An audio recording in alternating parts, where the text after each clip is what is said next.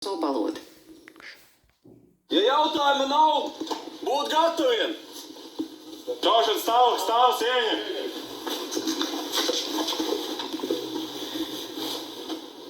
Pielādēt! Ogori!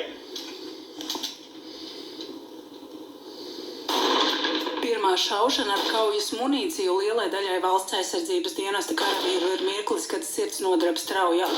Daži tikai brīdī, kad saņem rokās ieroci un kaujas patronus, saprot, ka šis ir pa īstam. Tiklīdz saņēmām munīcijas saņemšanas punktā, devāmies jau uz uguns līniju.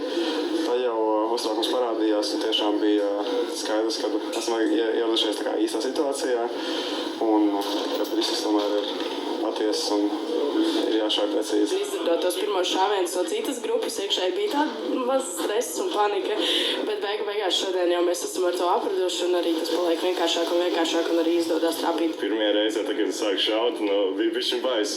Tu dabū to atpakaļ sitienu un mazliet bais bija, bet sāk pierast, kas arī mazliet bais, kas sāk pierast. Kvalifikācijas kārtošanā jau jāspēj trāpīt mērķī, kas ir 100 metru attālumā. Šie jaunieši dienestā ir kopš janvāra 5 mēnešus, bet faktiski 2 pilnas nedēļas. Viņiem mācības zemesardzē notiek nedēļas nogalēs. Gadā ne mazāk kā 28 dienas un šādi 5 gadus. Mums sastādīts apmācību plāna, kas viņiem tiek iedots jau iepriekšējā gada, teiksim, rudenī, iedot nākamo gadu, un tad viņiem 28 dienas gadā, kas ir obligāti jāapmet. Un, lai gan varētu šķist, ka tik īsā laikā neko nevar pagūt iemācīties, daži jaunieši atzīst, ka laikā starp mācībām zemesardzē viņiem izdodas labāk nostiprināt teorētiskās zināšanas.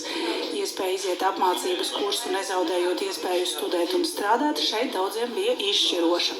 Taču pamatā arī vēlme mācēt aizsargāt dzimteni. Es vēlējos pilnvērtīgi sniegt kaut kādu guvumu valsts aizsardzībā, jo, tomēr, būdams valsts patriots, es gribēju kaut kādā veidā iesaistīties un šāda opcija parādījās, un es viņu izvēlējos. Nāk no ļoti patriotiskas ģimenes, un mēs ģimenē visas esam māsas.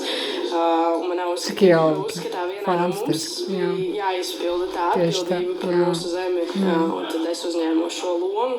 Es kā pats latvietis, tajā pašā ziņā patriots, un gribās jau palikt mājās un jebkurā brīdī situācijā palīdzēt valstī.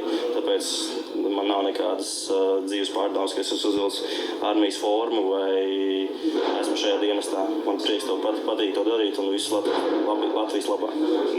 Man tā ir diezgan liela atbildība, tāpēc, ka es reprezentēju aizsardzību, Latvijas aizsardzību un atbildību aizsargāt Latviju. Aizsargāt mūsu ģimenes. Arī kursa priekšnieks atzīst, ka jaunieši pa šiem dažiem mēnešiem ir sapratuši, kur nonākuši. Pirmajā gadā viņiem jāapgūst pamatapmācība, bet nākamgad jau specialitāte prettanku vienībā. Zandozo Balodi, Māris Jurgensons, Latvijas televīzija. Ukrainas spēka aizvadītajā naktī